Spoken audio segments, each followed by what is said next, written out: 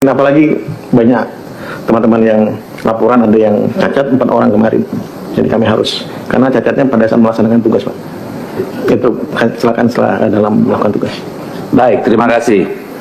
Itu kurang dari 30 suara, bahkan 0 suara di 3.637 TPS. Keren banget. 0 suara di 3.637 TPS. Selisihnya dengan yang dikatakan menang menurut quick count 770.000 suara. Yang saya tahu pemenang suara terbesar di situ pada saat pileg itu Pak Buya Said Abdullah dengan suara 500.000 lebih, Pak. Ibu Risma, mantan wali kota Surabaya yang disayangi rakyatnya, terpilih 2 kali, Pak. PDI Perjuangan di sana meraih suara 500.000 lebih di 3 kabupaten ini. Apakah ada secara teori maupun empirik bisa dapat 0 suara di 3.637 TPS? Jadi satu adalah Panwas ataupun penyelenggara jadi tim ses ini nyata, dan karena mereka saling berkait di tiap tingkatan, saling membantu, saling mengamankan, itu clear. Saya bisa buktikan, saya bisa menjadi saksi, walaupun juga saya bisa jadi pelapor. Kemnam yang dibagi secara sengaja, dibagi sedikit, bahkan mengarah ke pihak-pihak tertentu, itu jelas. Nah, untuk itu kami ingin meminta di forum terhormat ini, kami fraksi Partai Gerindra mengusulkan agar ini dilakukan audit menyeluruh. Kita libatkan BPK RI, audit penggunaan APBD ini, hibah ini. Saya melihat kok temuan BPK untuk penyelenggaraan sebelumnya, banyak mereka nyolong, tidak bisa dipertanggungjawabkan. Mau kita buka, kita minta BAKN di sini, panggil AKN 1. Kita tidak bilang ada oknum-oknum komisioner yang nyolong. Tadi pagi baru pulang ke rumah, Pak. Pagi baru pulang ke rumah? Iya, terus ketiduran di kantor. Pak, jangan seringan, Pak, pulang pagi, Pak. Harus sering ngecas di rumah juga, Pak. Sudah 1 bulan ini, Pak. 1 bulan ya? Masih berat, Pak. Kenapa? Karena masih banyak laporan sampai dengan 10 hari ke depan, beberapa hari ke depan, sampai dengan 7 itu tentang PSU. Ada kantor kami juga yang sudah mulai didemo, ada yang dirusak, dan juga keselamatan teman-teman penyelenggara, khususnya teman-teman pengawas. Ada yang takut mengeluarkan rekomendasi, ada yang kemudian tidak bisa dihubungi. Nah, inilah PR kami, ya, dari khususnya kami di Badan Pengawas Pemilu. Karena setelah ini memang setelah dari KPU ya kami nanti, Pak. Setelah ini, dan kemudian persiapan kami untuk menjawab segala persoalan di Mahkamah Konstitusi.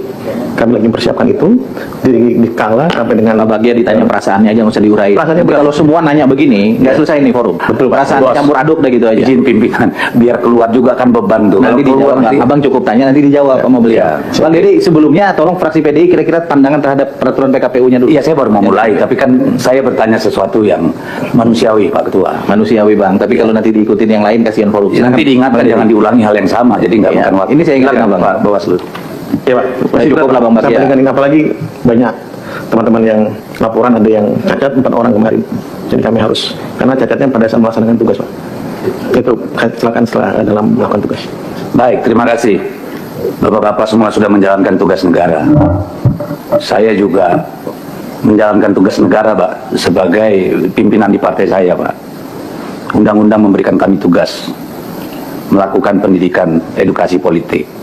Sebagai anggota DPR saya diminta oleh undang-undang mengawasi kinerja Bapak semua. Ya. Jadi kita harus saling menghormati karena ini adalah forum yang mulia dalam konteks ketatanegaraan kita. Kan ini anomali.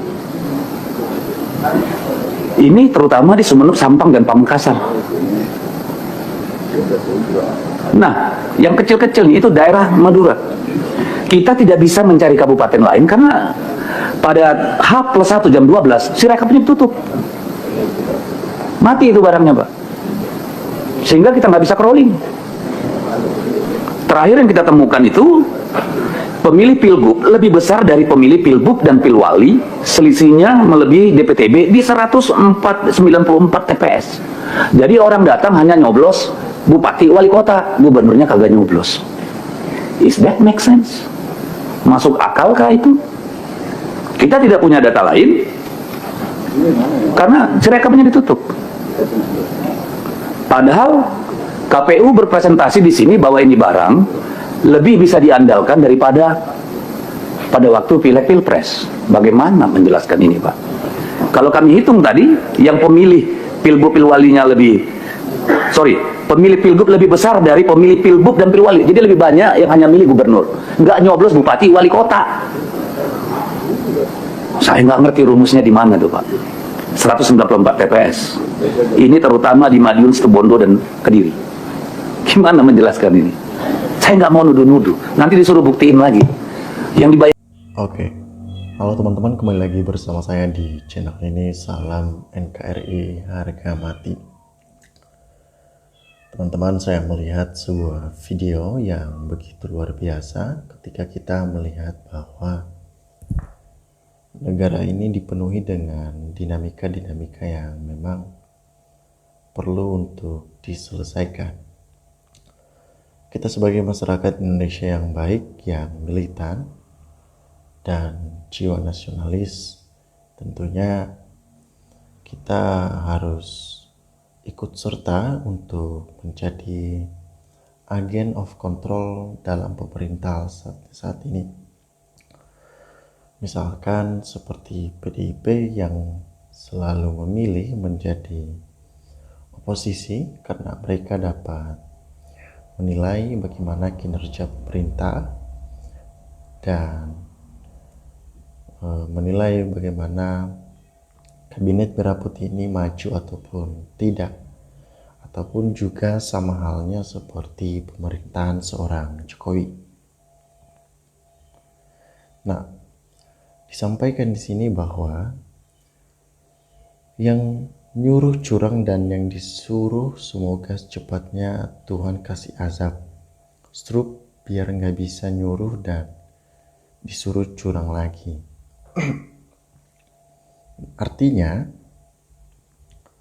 ini menunjukkan sikap ketidakelokan dari seorang pejabat negara yang menghalalkan berbagai macam cara untuk mencapai titik yang mereka inginkan, dan hal-hal seperti itu tidak layak untuk dipertontonkan di depan publik, karena seharusnya seorang pejabat, baik itu presiden, wakil presiden, jajaran menteri, mereka memberikan nilai-nilai yang positif untuk dilihat dan enak untuk didengar kabar mereka.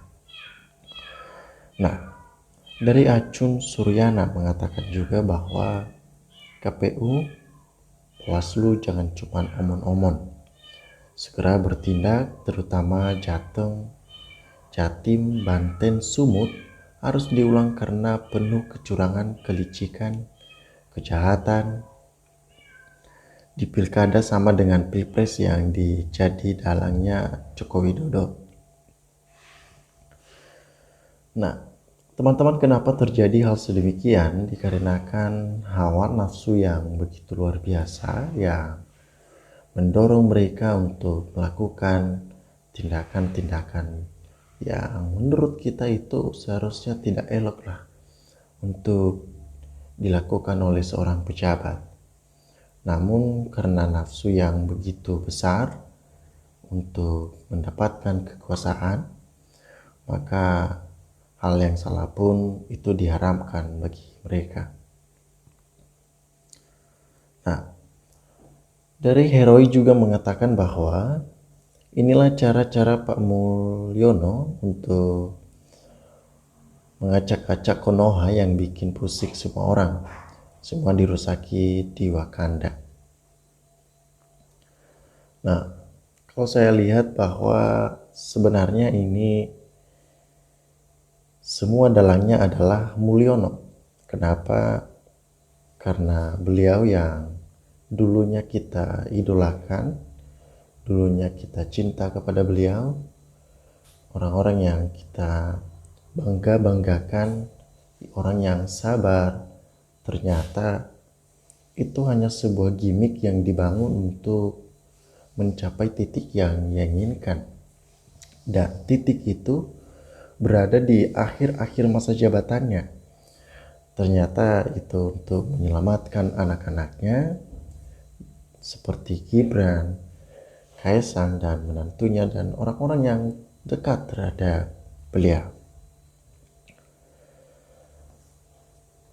Dalam dinamika-dinamika yang terjadi di negara kita selama Mulyono masih tetap hidup dan tetap ikut campur tangan dalam berdemokrasi, bisa dikatakan itu tidak akan sehat karena cara-cara yang begitu brutal yang dimainkan oleh seorang Mulyono itu sudah tidak